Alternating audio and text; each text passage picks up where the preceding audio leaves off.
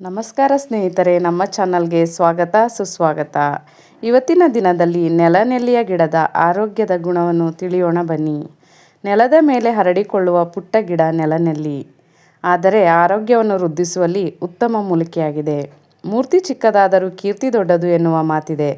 ಇದು ಗಿಡಮೂಲಿಕೆಗಳ ವಿಚಾರಕ್ಕೆ ಬಂದಾಗ ಸರಿಯಾಗಿ ಹೊಂದಾಣಿಕೆಯಾಗುತ್ತದೆ. ಯಾಕೆಂದರೆ ಅಂಗೈ ಅಗಲದಷ್ಟು ಇರುವ ಸಸ್ಯಗಳು ಊಹಿಸಲಾಗದಷ್ಟು ಪ್ರಯೋಜನಗಳನ್ನು ನೀಡುತ್ತವೆ. ದಿನನಿತ್ಯ ನಮ್ಮ ಕಣ್ಣೆದುರು ಕಳೆ ಗಿಡದಂತೆ ಕಾಣುವ ಅದೆಷ್ಟೋ ಗಿಡಗಳು ಅನೇಕ ಆರೋಗ್ಯ ವೃದ್ಧಿಸುವ ಗುಣಗಳನ್ನು ಹೊಂದಿವೆ. ಇವುಗಳಲ್ಲಿ ಒಂದು ನೆಲನೆಲ್ಲಿ ಗಿಡ. ಮಣ್ಣಿನಲ್ಲಿ ಪುಟ್ಟದಾಗಿ ಬೆಳೆಯುವ ಈ ಗಿಡದ ಎಲೆಗಳು ಚಿಕ್ಕ ಚಿಕ್ಕದಾಗಿರುತ್ತದೆ. ಮಲೆನಾಡಿನ ನೆಲದಲ್ಲಿ ಹೆಚ್ಚಾಗಿ ಕಂಡುಬರುವ ಈ ಸಸ್ಯ ನೆಲದ ಮೇಲೆ ಹರಡಿಕೊಂಡಿರುತ್ತದೆ.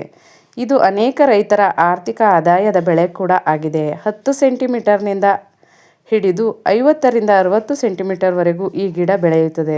ರೋಗ ನಿರೋಧಕ ಶಕ್ತಿಯನ್ನು ವೃದ್ಧಿಸುವುದರಿಂದ ಹಿಡಿದು ಅಪಸ್ಮಾರ, ಶೀತ, ನೆಗಡಿಯಂತಹ ಸಣ್ಣ ಪುಟ್ಟ ಕಾಯಿಲೆಗಳಿಗೂ ಇದು ಉತ್ತಮ ಮನೆಮದ್ದಾಗಿದೆ. ಈ ನೆಲನೆಲ್ಲಿಯನ್ನು ತಂಬುಳಿ, ಕಷಾಯ, ಚಟ್ನಿಯನ್ನು ಮಾಡಿ ಸೇವಿಸಬಹುದು. ಜ್ವರಕ್ಕೆ ಉತ್ತಮ ಮನೆಮದ್ದು.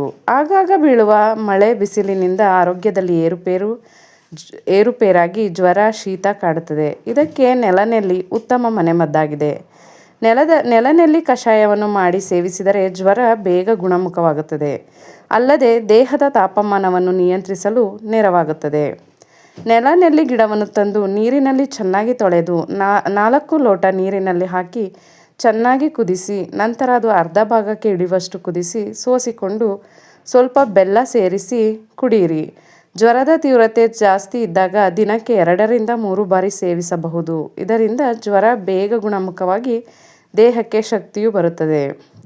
ಎರಡನೆಯದಾಗಿ ಲಿವರ್ನ ಆರೋಗ್ಯಕ್ಕೆ ಹೇಳಿ ಮಾಡಿಸಿದ ಔಷಧ ಇದು. ನೆಲನೆಲ್ಲಿ ನೋಡಲು ಪುಟ್ಟವಾಗಿದ್ದರೂ ಆರೋಗ್ಯ ಗುಣಗಳ ಆಗರವನ್ನೇ ಇರಿಸಿಕೊಂಡಿದೆ.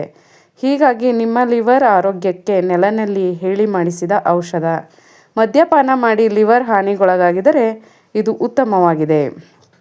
2ರಿಂದ 3 ನೆಲನೆಲ್ಲಿ ಗಿಡವನ್ನು ತಂದು ಕುದಿಯುವ ನೀರಿನಲ್ಲಿ ಹಾಕಿ ಕುದಿಸಿ ಅದನ್ನು ಸೋಸಿಕೊಂಡು ಪ್ರತಿದಿನ ಬೆಳಿಗ್ಗೆ ಸೇವಿಸಿ. ಹಸಿಯಾದ ಗಿಡದಲ್ಲಿ ಚಿಂತೆ ಬೇಡ. ಅಂಗಡಿಗಳಲ್ಲಿ ಒಣಗಿದ ನೆಲನೆಲ್ಲಿ ಗಿಡ ಸಿಗುತ್ತದೆ. ಅದನ್ನು ನೀರಿಗೆ ಹಾಕಿ ಚೆನ್ನಾಗಿ ಕುದಿಸಿ ಸೇವಿಸಿ. ಇದು ಆರೋಗ್ಯಕ್ಕೆ ಒಳ್ಳೆಯದು. ಆದಷ್ಟು ಫ್ರೆಶ್ ನೆಲನೆಲ್ಲಿಯ ಗಿಡ ಉತ್ತಮ. ರೋಗ ನಿರೋಧಕ ಶಕ್ತಿಯನ್ನು ಹೆಚ್ಚು ಮಾಡುತ್ತದೆ. ಬದಲಾಗುತ್ತಿರುವ ಹವಾಮಾನ, ಮಳೆಗಾಲದಲ್ಲಿ ಹರಡುವ ಕಾಯಿಲೆಗಳು ಆರೋಗ್ಯವನ್ನು ಹದಗೆಡಿಸುತ್ತವೆ.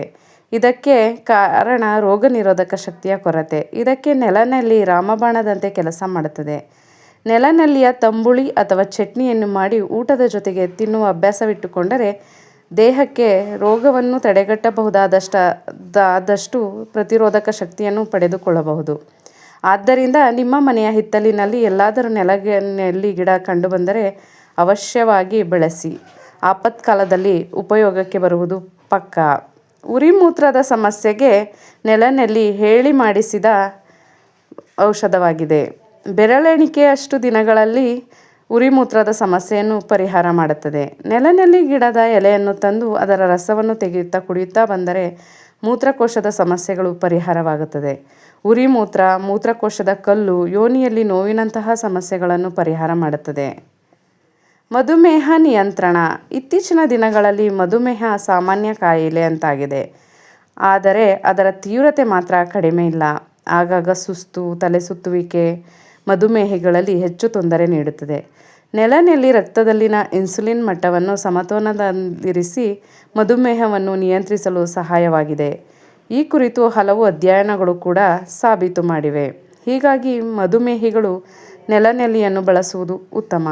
ನೆಲನೆಲ್ಲಿ ಕಷಾಯವನ್ನು ಮಾಡಿ ಸೇವಿಸಿದರೆ ರುಚಿಯಾಗಿಯೂ ಇರುತ್ತದೆ, ಜೊತೆಗೆ ಆರೋಗ್ಯಕ್ಕೂ ಒಳ್ಳೆಯದು. ನೆಲನೆಲ್ಲಿಯ ಗಿಡವನ್ನು ತಂದು ಚೆನ್ನಾಗಿ ತೊಳೆದು ನೀರಿಗೆ ಹಾಕಿ ಕುದಿಸಿಕೊಳ್ಳಿ. ನಂತರ ಅದನ್ನು ಸೋಸಿಕೊಂಡು ಖಾಲಿ ಹೊಟ್ಟೆಯಲ್ಲಿ ಸೇವಿಸಿ.